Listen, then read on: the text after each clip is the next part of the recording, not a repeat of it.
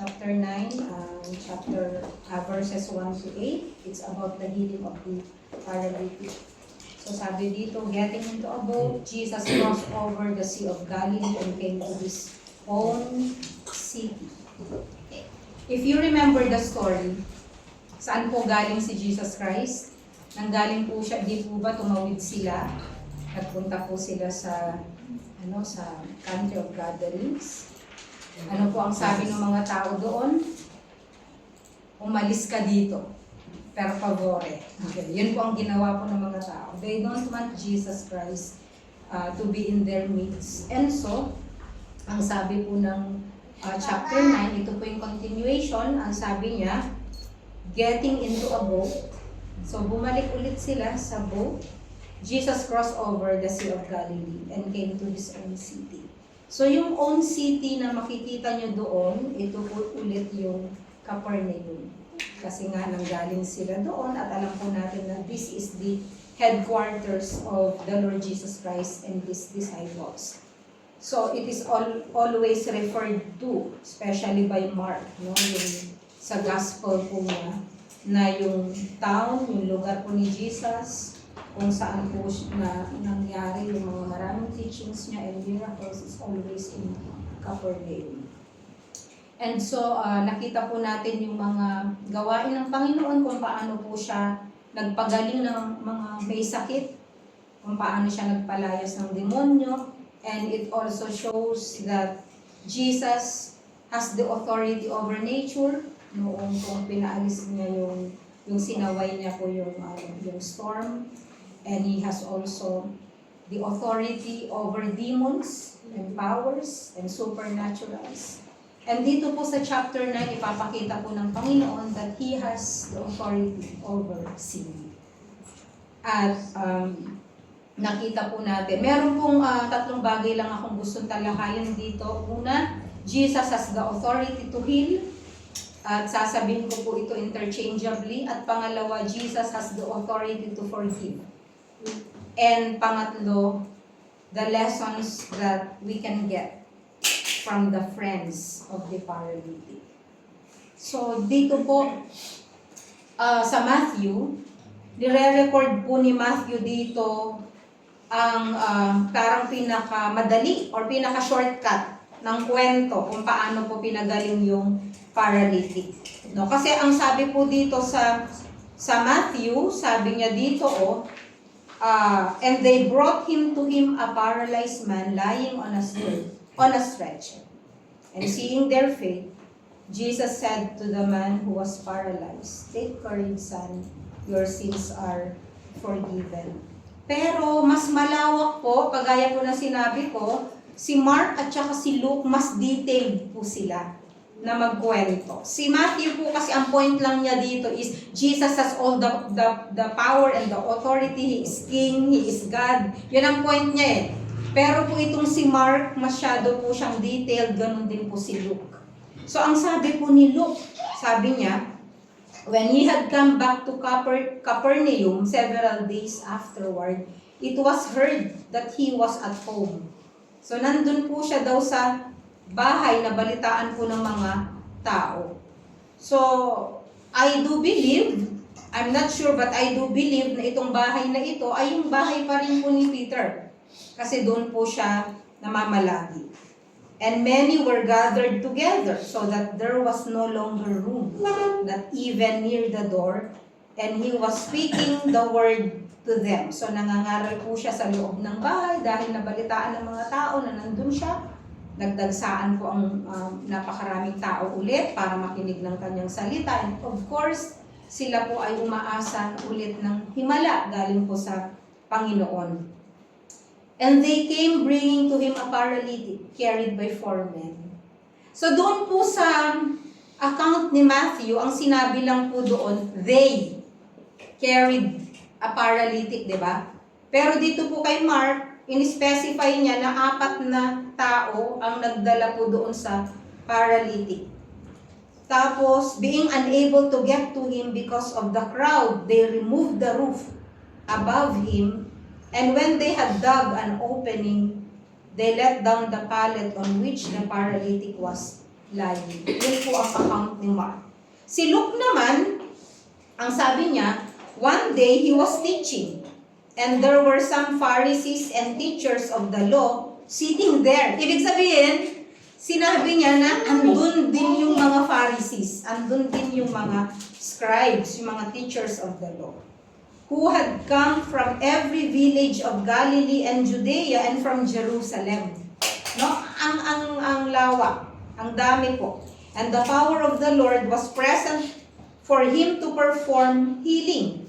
Verse 18, doon po sa Luke chapter 5.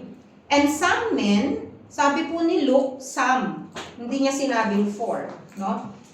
Some men were carrying on a bed a man who was paralyzed, and they were trying to bring him in and set him down in front of him. But not finding any way to bring him in because of the crowd, they went up on the roof and let him down through the tiles with a stretcher into the middle of the crowd in front of Jesus. So nakita po natin, pero iisa pong kwento to. Tatlo lang po ang nagsulat, no?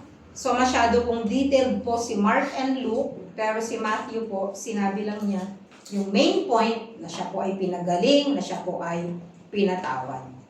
So first, we will see the extent of Jesus' authority, and again, makikita rin po natin sa account na ito, yung pong first rumbling of opposition. Makikita po natin kung paano nagsimula na ang mga teachers of the law ay nagsalita po na laban po sa Panginoon.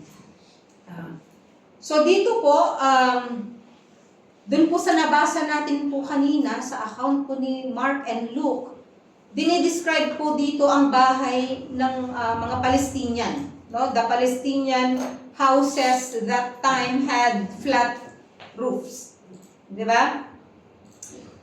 Hindi po kagaya sa panahon ngayon na kapag sinabi mong bubong, kisame lang, tas meron siyang yero.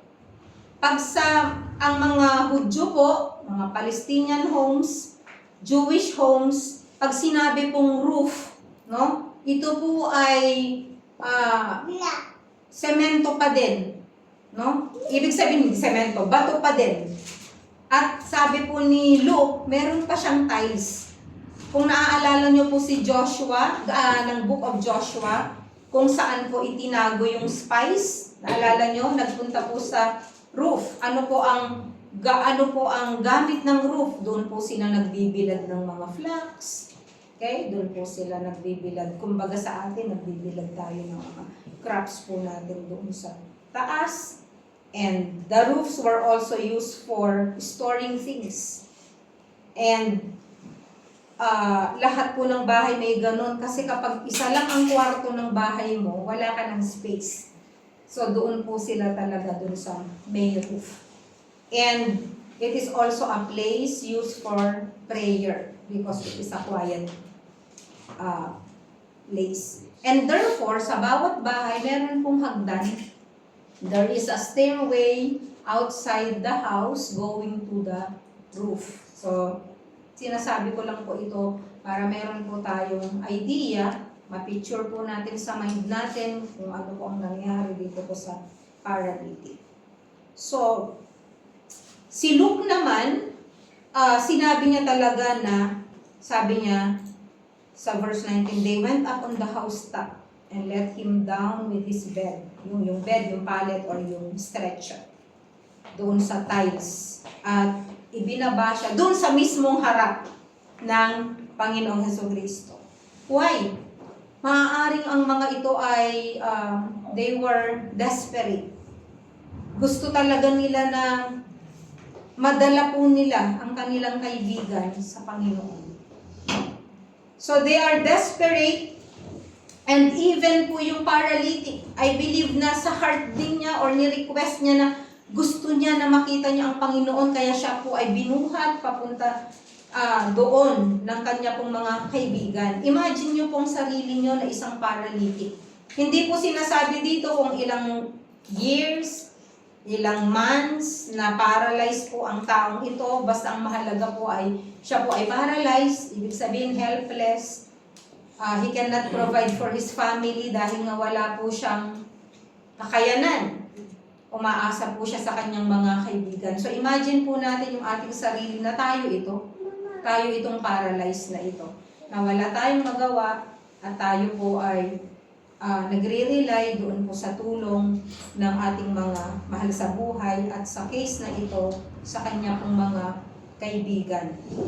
So, as a paralytic, this man likely couldn't have held a job and alam natin, yung pag-aasikaso sa kanya ay napakahirap. No? So, dito po, makikita din po natin na ang Panginoon meron siyang authority na magpatawad sa mga kasalanan. Kasi, ang sabi po ng Bible sa Matthew chapter 9 verse 2, which is actually yung pinaka-heart ng passage po natin. Sabi niya, and when Jesus saw their faith, ang sabi ni Matthew chapter 9 verse 2. When Jesus saw their faith, referring to the faith of the man who brought the paralyzed person, the paralytic, no? To him, he said to the paralytic, take heart, my son, your sins are forgiven. Sino po ang may faith dito? Yung men. Hindi niya sinabing, Jesus saw the faith of the paralytic. Hindi niya sinabi eh. When Jesus saw their faith, he said to the paralytic, take heart, my son, your sins are forgiven. The question is, why forgiveness and not healing? Kasi, nung time na yon, if you remember po dun sa book of Job, nung time na yun po kasi, lalo na yung mga Jews, naniniwala po sila na yun pong incurable disease, yung pagiging paralyzed, o yung mga pagkakaroon ng malubhang sakit, ito po ay bunga ng kasalanan ng isang tao. They believe that, no? All sickness and misfortune were due to sin. Kaya nga, di ba yung friends po ni Job, anong sabi? Magtapat ka na kasi. Humingi ka na kasi ng tawad sa Panginoon. No? And later, they were rebuked by the Lord because it's not so. Hindi naman totoo yun. Doon sa John chapter 9, verse 2 to 3, di ba may paralytic din doon? Tapos, ang sabi, ay hindi paralytic, may blind man. Di ba sabi ng mga tao, Lord, sino po ang may kasalanan? Bakit ang taong ito ay pinanganak na bulag? Yun po bang mga magulang? Sabi niya, hindi. Pinanganak siyang bulag para makita ang kapangyarihan ng Diyos. Di ba yun ang sabi ng Panginoon? So sometimes we have this misfortune, we have this sickness. It's not because we are sinners. It's because God, sometimes ganon, may teaching siya. But ang Lord, I believe, to show His power at para maibalik pa rin sa Kanya ang glory sa pagdating ng time na sinagot po niya yung ating mga panalangin. So, yun po yung belief. Pangalawa, kasi ang sabi niya sabi niya gano'n, take heart, take courage, my son, your sins are forgiven. Yun ang sinabi niya agad dun sa paralyzed. Hindi niya man sinabi na, I will heal you. Ang agad niya pong sinabi, your sins are forgiven. So, I believe that it is possible that the paralyzed man had committed some sin that is haunting him. Di ba kung minsan meron tayong mga kasalanan na bumabalik-balik sa isip natin, na nagkakaroon tayo ng sense of guilt. And in the case of this paralytic, maybe sa heart din niya, nabibigatan siya, haharap siya kay Jesus Christ at alam niya sa puso niya meron siyang kasalanan. That's why ang unang sinabi ng Panginoon, you are forgiven.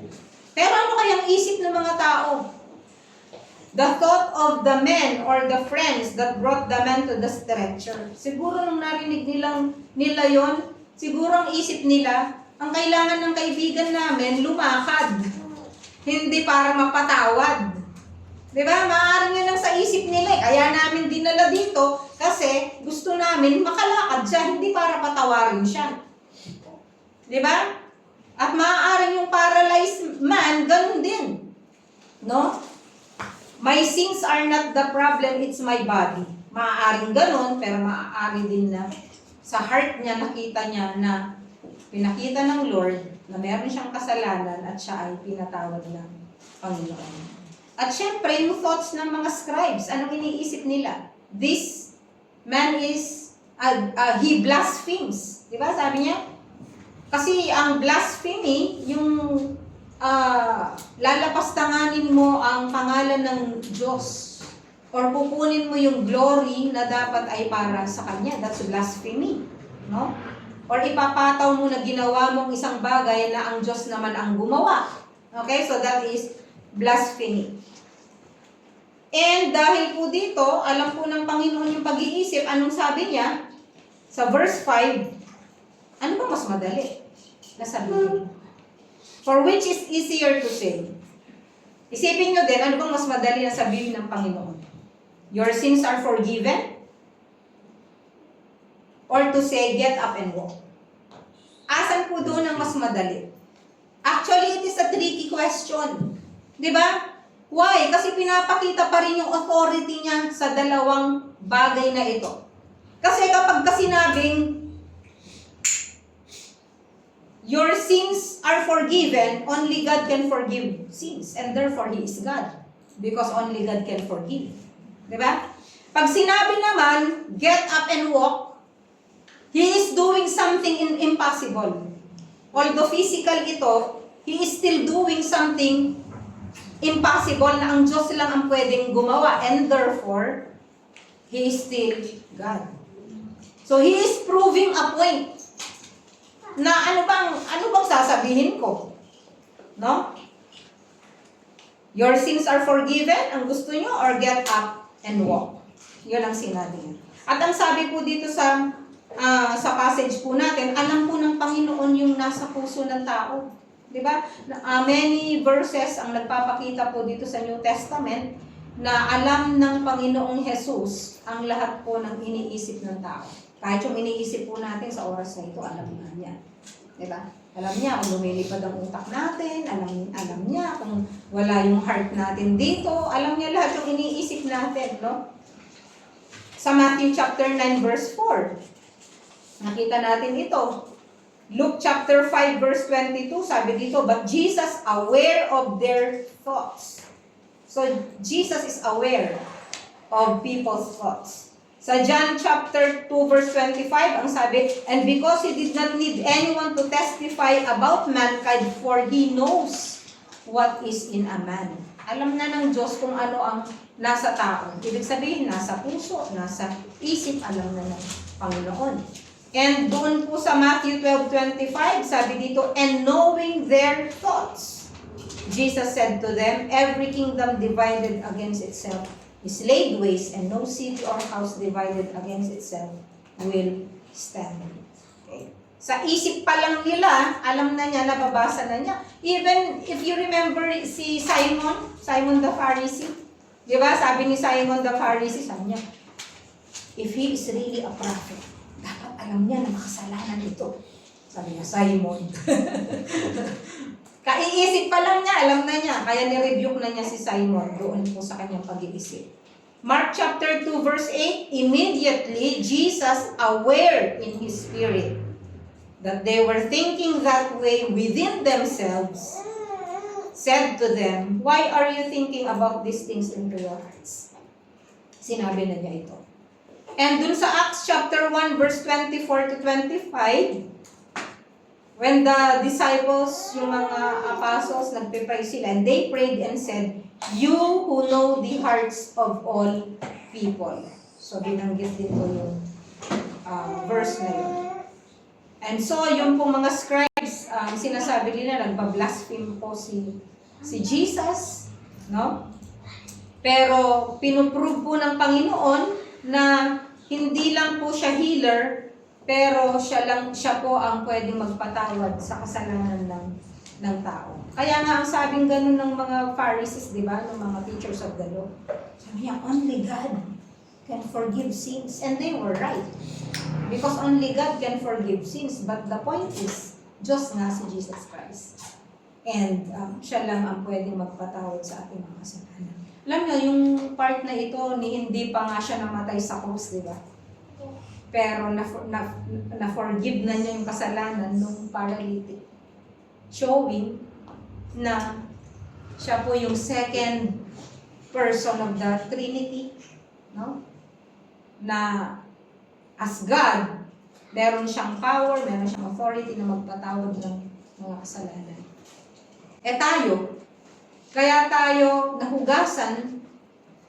tayo nahugasan mula sa ating mga kasalanan. It's because of the death of the Lord Jesus Christ on the cross. Pero si Jesus, pinatawad niya mismo directly ang taong ito. So ano po rin ang point dito?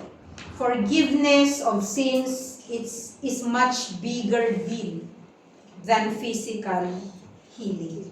So bago yung physical healing, gusto ng Panginoon yung ma-prioritize yung spiritual healing. Yung kapatawaran muna ng kasalanan. Kasi po si Jesus meron siyang compassion doon sa tao, hindi nakikita ni Jesus Christ lang yung nakahiga siya. Na hindi siya nakakalakad. Ang nakikita niya, yung kapag namatay ang taong ito, saan siya pupunta? Bakit? Kasi kapag pinagaling mo ang isang tao, no? Tatanda rin yan, magkakasakit rin yan, mamamatay pa rin yan. Na hindi napapatawad yung kanyang mga kasalanan, saan siya pupunta? So ano ang mas mahalaga? Ang mas mahalaga po ay yung spiritual healing natin. Yung forgiveness ng ating mga kasalanan, yun ang priority po ng Panginoon. Yung forgiveness muna niya sa atin, no? Sa ating mga kasalanan. He is more on the permanent, not on the permanent or the eternal, not on the temporary.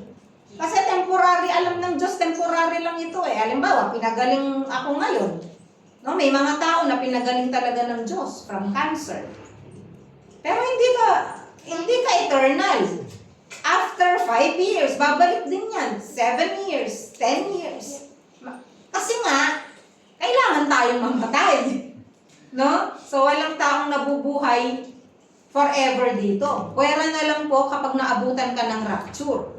No? Ano po yun? Pwera po yung point na yun. So, si Jesus Christ po para siyang isang physician na hindi kanya bibigyan lang ng gamot. Naalala ko si Sis Mase, kasi nagpunta sa Pronto Soccorso kagabi. Sabi ko, Almeno, binigyan ka ng gamot para ma-heal or magkalma.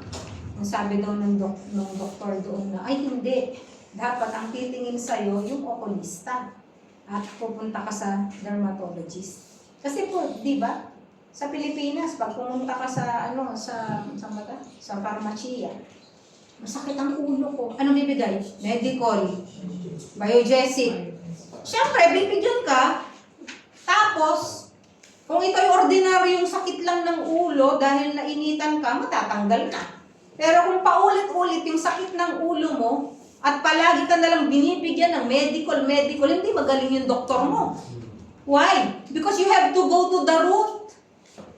Ano ba ang sanhi? Bakit parang binibiyak lagi ang ulo mo? Kailangan mo magpatingin kasi hindi normal yon. Pupunta ngayon sa root cause. Kasi symptom lang. Di ba? Bakit ka nilalagnat? May symptom. Ang lagnat kasi hindi sakit. Ito ay simptomas ng isang sakit. Di ba? Ang sakit, yung flu. Ang simptomas ng flu, lagnat. Kapag may infection ka, lalagnatin ka. So, there is an infection. No? So, merong root cause. Bakit ka nilalagnat? Ibig sabihin, merong pinagmumulan niyon. So, dito po sa case ng paralytic na ito, Jesus wants to go to the root. No? Hindi ko po sinasabi na yung sakit niya o yung pagkakaparalisa niya ay dahil makasalanan siya. Pero generally, it's because of sin. Because ang sin po, siya yung pinaka-mother ng lahat po ng mga misfortune, ng mga calamity, ng lahat ng problema sa mundo. Hindi po natin yun maikakaila. At sa case na to, I always say, we live in a fallen world. And therefore, kasama po ang sakit dito. And obviously, Jesus has compassion on the man and on his soul. No? Kasi, yung pong paralyzed na person na ito, alam niya na nagdudusa siya physically, pero alam din ng Panginoon na mas mahirap na mamatay ang taong ito at habang buhay siyang magdudusa. Diba? Kaya kung minsan tayo po kapag bumibisita sa hospital, huwag tayong tumingin lang dun sa sitwasyon. Diba sabi natin, kawawa naman. Pwede tayong magbigay ng pera Tumulong, pera, gamot. Pero pinakamahalaga dyan yung kaluluwa ng tao. Mahalaga yun dahil kailangan yun. Pagbayad ng ospital, kailangan yun. But it's temporary. Ang nais ng Panginoon ay pumunta rin po tayo dun sa pinakamahalagang part. Yung pong kapatawaran na yung taong yun, ma-realize niya na siya ay merong mas malaking problema. Ano yung mas malaking problema? Hindi yung physical health niya, kundi yung kanyang spiritual problem, and that is yung sin. Kaya nga sabi ko kanina, sin is the mother of all sufferings dito po sa mundo. And so Jesus, demonstrating His authority over the very root of all that ails us, reaches in and takes hold of the root and says, "Take courage, my son, your sins are forgiven." So kung meron din po tayong mga nagagawa sa ating mga buhay, kahit na tayo po ay mananampalataya na, there is always a root for that. Bakit paulit-ulit na lang? Meron pong ugat yan. Kasi tayo, mahilig tayo magtapyas. Di po, halimbawa, yung isang puno, marami siyang, kunyari, yung puno, marami siyang bayabas. Diba? Tatanggalin mo yung mga bayabas. Kasi ang dami ng bunga. Sawang-sawa ka na talaga sa bayabas. Ang dami-dami mga ibon pumupunta doon, no? Ayaw mo na, tinanggal mo lahat. Inalis mo yung mga sanga. After a while, magkaka-bunga pa rin. Bakit? Buhay may ugat. So kung gusto mong wag nang makakita ng bayabas, putulin mo hanggang sa ugat. Hindi na yan magbubunga. So ibig sabihin, tayo kasi mahilig lang tayo sa tapyas-tapyas kahit po sa mga spiritual lives natin.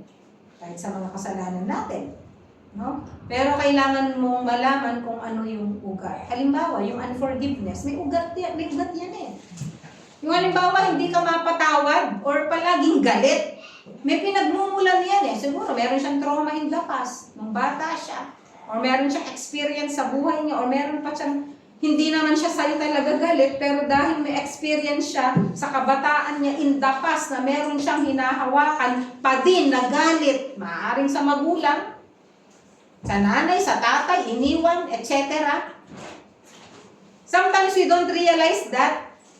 Pero kapag inalagay ng Diyos yun, sa surface, malalaman mo na, kaya pala may problem ako sa anger. Alam niyo mga taong agad nagagalit? May ugat yun. Yung magagalitin, may ugat yun. Sa past, sa childhood, or sa anumang experience. Yung lagi nagagalit. And only the blood of the Lord Jesus can cleanse that. Ibig sabihin, meron pong solusyon. So, what happened to the paralytic? Dalawa po. His sins are forgiven and he is healed. So, dalawa. Ang ganda kasi napatawad na siya, napagaling pa siya. No? And the question is, which is the greater grace? Forgiveness, of course, is the greater grace than the healing. Kasi without the forgiveness, the healing is just a temporary comfort, but nothing more. So the grace of forgiveness, yung pong binigay ng Panginoon sa atin, even when we were yet sinners, sabi ng Bible, Christ died for us, no? Because of His love. Actually, sabi ng John 3:16, di ba? He gave His only begotten Son. But if But if the only begotten Son refused, halimbawa, ibibigay kita sa buong mundo para mapatawad ang kasalanan ng mga tao. Paano kung nag-refuse si Jesus? There is no forgiveness of sins. So I believe He volunteered.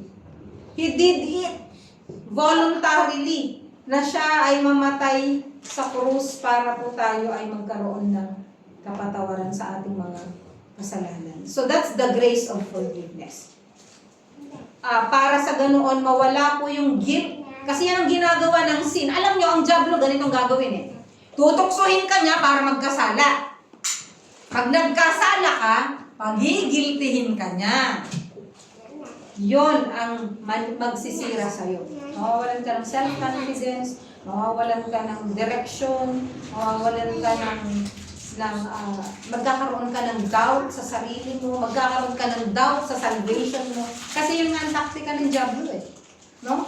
Ay, pang-aanuhin ko to sa kasalanan. Pag bumigay ka sa kasalanan naman, ang susunod, pagigiltihin ko to habang buhay. Wala yung joy ng salvation. Kaya nga si David, nalala niyo po si David, sabi niya, restore to me, O Lord, the joy of my salvation. Bakit? Nawala yung joy. No? Nawala yung joy ng kanyang salvation. Alam niya na save siya. Kahit na Old Testament yun, pero nawala yung joy ng kanyang buhay nung nagkasala siya. Bakit? Andyan lagi sa harapan niya yung ginawa niyang kasalanan. Nasubukan niyo na ba yun na humingi ka ng tawad sa Panginoon pero palaging nasa harapan mo yung kasalanan mo? Why? Tinuturo ng kaaway. Uy, ginawa mo yan. Uy, nagpipray ka pero yung kasalanan mo, ginawa mo yan. No? So, guilt crushes. But the grace of God frees us. Ito yung nagpapalaya sa atin. Because guilt is a crushing weight. It is a dry rot in the bones. Alam mo, tutuyuin ang buto mo ng guilt. Kapag meron kang guilt, yung countenance mo didilim. Alam mo yon? Hindi mo kasi ma-fake ang joy, di ba? Pwede kang tumawa-tawa, pero talagang hindi mo babalik eh. Babalik. Di ba? You cannot fake it. And if you have a guilty conscience, that is a weight. Kaya mabigat. Kaya may espiritu ng kabigatan sa iyong buhay. Wala yung joy na nagmumula sa Panginoon. Kaya nga, si David, di ba, nung nagkaroon siya ng kasalanan, doon sa kay Bathsheba, meron siyang Psalms na sinulat, yung Psalm 51. Di ba? Ang haba nun. And, yun pong mga ibang tao, kasi ang ginagawa po nila, kapag meron silang kasalanan or meron silang guilt, they try desperately to hide it. Itatago ko. Ang mahirap, hindi mo talaga ito matatago. Or to justify it. Justify mo. Or to ignore it. And hopefully to forget it. But you cannot forget it. Pero, ang Diyos, kapag humingi tayo ng tawad sa Kanya, He will forget. And therefore, we have to forget. Kung meron po tayo hininging tawad sa Panginoon. And some of the people also, gusto po nila na bayaran ng good works yung kanilang ginawang kasalanan. Parang they make up para dun sa kanilang mga kasalanan. No? Parang mister lang yan kapag may kasalanan sa misis, may gagawin siyang nakakapagtaka. Bakit niya ngayon lang ginawa ito? Siguro may kasalanan to. Di ba? Yung dating hindi ginagawa, tapos biglang, mahal, gusto mo ng kape? Gusto mo ng ganito? Ay, di naman lahat ha. Yung kung minsan, di ba, na nakakapagtaka, bakit ganito? Siguro may ginawa ito. No? So, because some people are doing good things, no? Para po matabunan yung mga bad things na meron po sila. So sabi po doon sa Psalms 32, sabi niya sa verse 1, how blessed is he whose transgression is forgiven. Mapalad ang mga tao na ang kasalanan ay pinatawad. Kaya mapalad talaga tayo eh. Dahil ano nang mangyayari sa buhay natin kung hindi tayo pinatawad ng Panginoon? Kailangan natin ang kapatawaran ng Panginoon. How blessed is the man to whom the Lord does not impute iniquity, and in whose spirit there is no deceit. Ang sabi sa verse 3, when I kept silent about my sin, my body wasted away through my groaning all day long. Ibig sabihin ni David, noon pong yung kasalanan niya, kinimkim lang niya at hindi niya ito kinonfess. Anong sabi niya? Yung body daw niya, ano nangyari? His body wasted away. Bakit? Alam niyo po, kapag marami tayong iniisip, di ba naapektuhan yung katawan natin? Nakakapagtaka kung bakit akala ko dati, ang nagkaka-ulcer lang, yung mga walang pagkain, walang pambili ng pagkain, kasi nalilipasan. Tapos may study noon na yung mga office workers, may mga ulcer na matataas ang sahod. Bakit? Pag-iisip. Kapag nag-iisip po tayo pala, umaano yung acid sa atin. Kapag naman punong-puno tayo ng galit sa puso natin, yun na nagiging reason bakit tayo na aatake. Totoo yun. Nagkakaroon ng alta pressure. Totoo po yan. No? Kaya kung mahal mo ang sarili mo, i-free mo ang sarili mo sa galit, sa puot. At kung meron kang nakatagong kasalanan, palayain mo. Huwag mong i-favorite. Huwag mong i-mind. Kunyari, ayan yung kasalanan, mine ka mo. Mine ka mo. Lahat ng kasalanan, mine ka mo. No? I-release mo. No? Dahil hindi ka looban ng Lord na i-mind mo yan. Kundi kailangan mo i-release. Sa verse 5 ng Psalms 32, ang sabi ni David, I acknowledge my sin to you. Ayun. Kasi nung una, tinatago niya eh. Tapos, naapektuhan yung kanyang health. And then sa verse 5, sabi niya, I acknowledge my sin to you and my iniquity I did not hide. And I said, I will confess my transgressions to the Lord. So it is a decision. Isang desisyon na mag-confess ka ng kasalanan mo sa Panginoon and you forgave the guilt of my sin. No, pinatawad ng Panginoon. Kaya,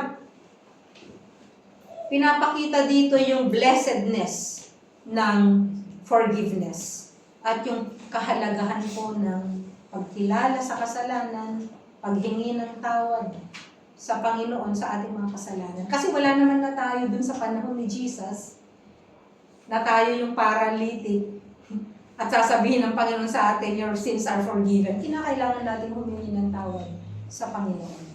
No? And lahat po tayo ay nagkasala, sabi ng Bible, at hindi karapat-dapat sa paningin ng Diyos. And therefore, ang kabayaran ng kasalanan natin ay kamatayan. Hindi yung kamatayan physical, kundi yung kamatayan spiritual, na kapag namatay ka, pupunta ka ng impyerno dahil wala kang relasyon sa Diyos. Kaya napakahalaga na siguraduhin mo na may relasyon ka sa buhay na Diyos. Sino yung buhay na Diyos? Ang Diyos na hindi nakikita. Ang Diyos na may lalang ng langit at lupa. Siya ang totoong Diyos. Ang sabi po ng John chapter 4, God is a spirit, and those that worship Him must worship Him in spirit and in truth. No? Ang Diyos daw ay espiritu, ibig sabihin hindi nakikita, at lahat daw po ng magsasamba sa Kanya ay dapat na sumamba sa espiritu at sa katotohanan. Therefore, we can come directly to the throne of our Lord God. Sa paanong paraan? By faith. Dumiretso po tayo na humingi ng tawad sa Panginoon. Hindi na natin kailangan na dumaan sa tao. Hindi na natin kailangan na humarap sa isang Diyos-Diyosan at humingi ng tawad. We can go directly to God for forgiveness. Kaya yun po yung isang lesson po ng ating teksto. Ngayon, naniniwala ka ba? Do you believe? Do you believe that even if you are a sinner, God can forgive you? Naniniwala ka ba na kahit na ang dami mong kasalanan na nagawa sa buhay mo, kaya ka bang patawarin ng Diyos? Kaya. Dahil sa kanyang habag. No? Basta't humingi lang tayo tayo ng habag sa Kanya, hindi niya po tayo itataboy. Yun po ang sabi ng salita ng Diyos. So God, remember, Jesus has the power to heal and Jesus has the power to forgive our sins. Kung tayo po ay may karamdaman, we can go directly to God for our healing. Kung meron naman po tayong kasalanan, pwede naman po tayong dumiretso sa Diyos na humingi ng kapatawaran. Because He has the authority over illnesses and sicknesses and over sin. At dito po sa panghuli, gusto ko lang pong i-share yung ilang lessons na pwede natin makuha doon po sa friends ng pong paralytic. No? What are their characteristics? Kasi, kung titignan po natin, sabi sa Luke chapter 5, verse 18 to 19, no? At saka sa Mark chapter 2, verse 4, so, meron silang kaibigan. Yung kaibigan nila, alam nila na malubha, paralyzed. Nag-usap-usap ngayon ito, di po ba, nakahiga yung paralytic, ang sabi ng Bible, stretcher. Ang sabi ng iba, bed. Sabi ng iba, mat. Of course, it's not a bed. Paano bubuhatin yung bed? At ilalagay mo sa roof. Of course, stretcher ito. Kung ano yung ginagamit po sa ambulansya. Okay? So, even sa probinsya po namin, ganun ang ginagawa. Pag may dadalhin sa ospital ng panahon noon, ng mga bata kami. May stretcher. No? Nilalagay din yan sa kumot. Diba? Yung kumot, meron magbibit-bit na dalawa naman na tao. Ilalagay dito, parang duyan. No? So, sa case po nito, 4 kasi stretcher, nakahiga ang paralyzed na tao na ito. Di po ba kapag paralyzed ang tao, napakabigat nito? Hindi ito mabubuhat ng isang tao. Hindi ito mabubuhat ng 2 tao. 4 na tao ang nagbuhat po sa kanya. Pero itong mga kaibigan niya ay tunay na mga kaibigan. They are faithful friends. Why? Hindi nila sinabi na ay hopeless case na yan, diyan ka na lang. Dadalaw-dalawin ka na lang namin, bigyan ka namin ng pagkain. No! Alam nila na may pangangailangan ang kaibigan nila and therefore, dahil kailangan ng kaibigan nila ang healing na balitaan nila ang Panginoong Jesucristo na nagpapagaling, dinala nila ito ngayon. 4 po sila, nag-usap-usap sila. Lahat sila nag-agree, dala-dala po nila yung kanilang kaibigan. And they are also men of faith. No? Bakit? Kasi, sinabi ng Panginoon dun sa verse 2, di ba? When Jesus saw their faith, wala silang sinabi na, Lord, naniniwala kami na kaya mong pagalingin ang aming kaibigan. Walang ganun. Nakita ng Diyos yung faith po nila, yung faith na lang na dalhin doon ang kanilang kaibigan. It is a sacrifice. Ano pang magpapakita ng faith nila? Alam nila na si Jesus Christ kayang pagalingin ang kaibigan nila. Di ba? So alam nyo po, kung tayo po ay totoong kaibigan, at kung tayo ay men of faith, men and women of faith, dadalhin po natin ang ating mga kaibigan sa Panginoon. Tayo ang magdadala sa kanila, sa kanila, sa Panginoon. And then, they are also determined. Determinado sila. No? Siguro kung ikaw, dala-dala mo yung kaibigan mo, pagtingin mo, sarado. Kasi punong-puno ng tao, hindi mahulugang karayom. Yun ang sabi ng Bible eh. It is too crowded. Kahit ang pinto, ibig sabihin, wala ka ng sisiksikan, pati sa loob, pati sa labas, wala ka ng sisiksikan. But they are very determined. Kapag ang isang tao, determinado, makukuha niya po yung kanyang gusto. There is no barrier para sa kanila. There is no barrier to a determined mind. These 4 friends of the paralytic man refused to see the barrier. Ano ba yung barrier? Maraming tao, uwi na tayo. Saka na lang tayo babalik. Okay, sa susunod, dagahan natin. Sa susunod na lang. Pero hindi nila nakita yon, yung barrier na yon. Di po ba minsan tayo nakikita natin may hadlang? Pag nakakita ka ng hadlang, doon sa puntirya mo, anong ginagawa mo? Nagre-retreat ka ba? Nagsusurrender? O sumusulong ka pa din? Dahil nananampalataya ka na makakamit mo yung goal mo. So these 4 friends refuse to see the barrier or the opposition or the limitation. Anong ginawa po nila? Susunod. Sabi po dito sa Luke 5:18 to 19, Mark chapter 2 verse 4, they went up on the roof. Naisip nila. No? Mabilis sila mag-isip.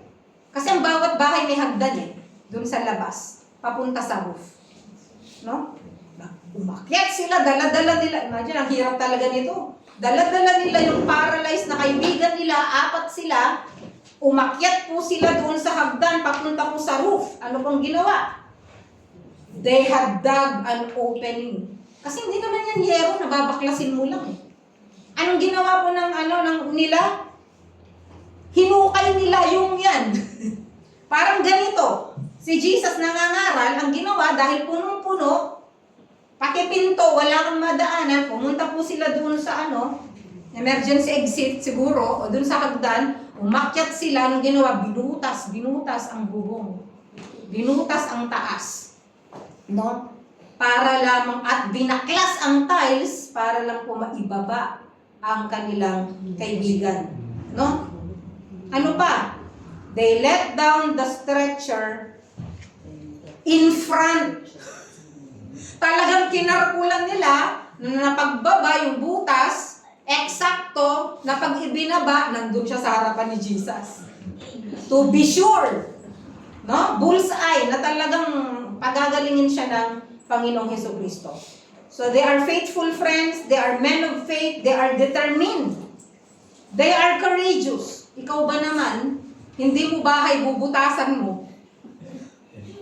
Kung ikaw yung may bahay doon, at syempre, hindi naman automatic na may bumaba Ano una nila? Nangangaral ang Panginoon, biglang may biglang merong dug. Sa taas. Syempre, mabubutas yun, maiistorbo lahat. Yung may-ari ng bahay siguro, anong gagawin niya? Okay, imagine niyo lang po yung ginawa parang isinubo nila yung kanilang sarili. Na pwede silang ireklamo, pwede silang, di ba? I-persecute.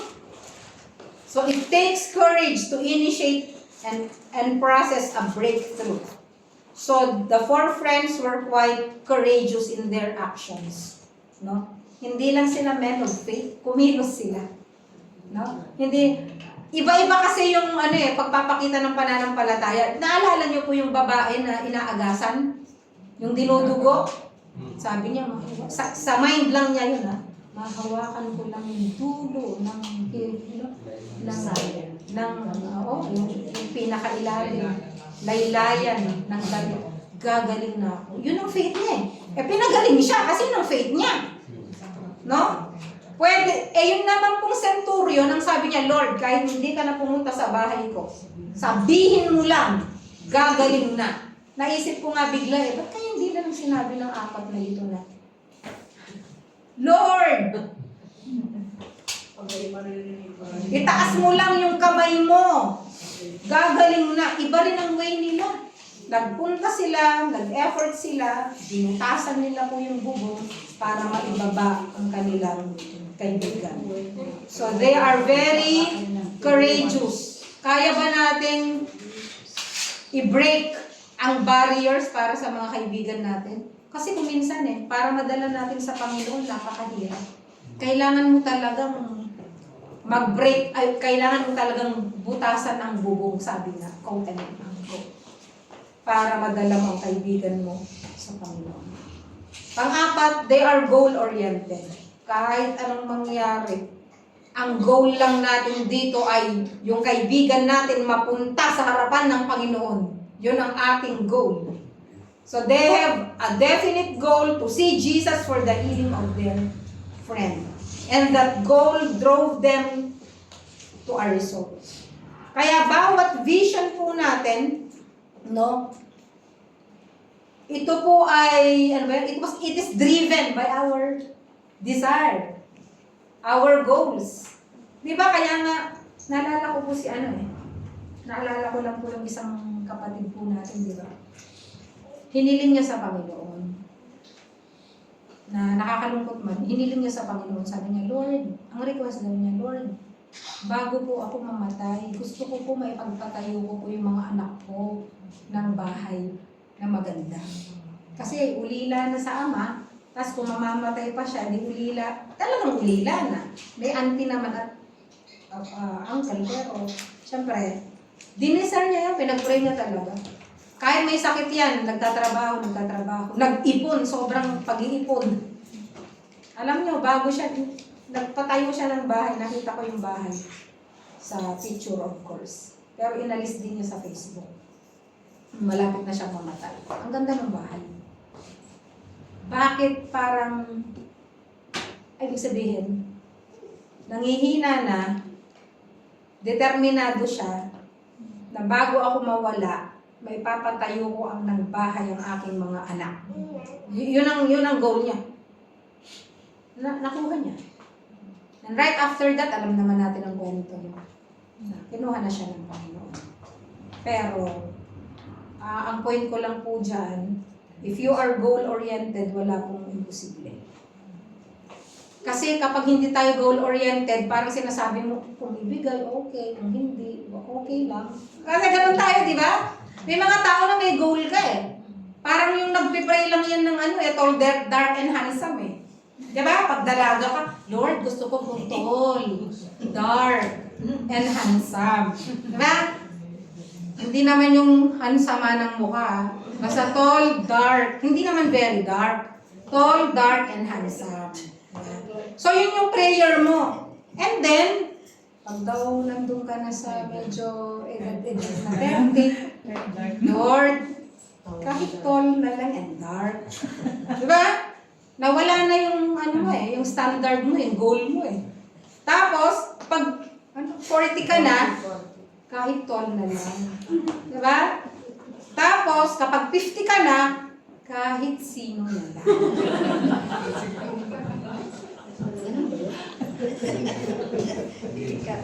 Ang point ko lang dyan, meron tayong goal. It is not impossible to have a goal. No? Joke lang yun ha. Pero ang ibig ko lang sabihin, kung meron ka talagang pinagpipray, meron kang, kunyari, gusto mo bahay, ganito, ganyan. Kung talagang goal-oriented ka, makukuha mo yun.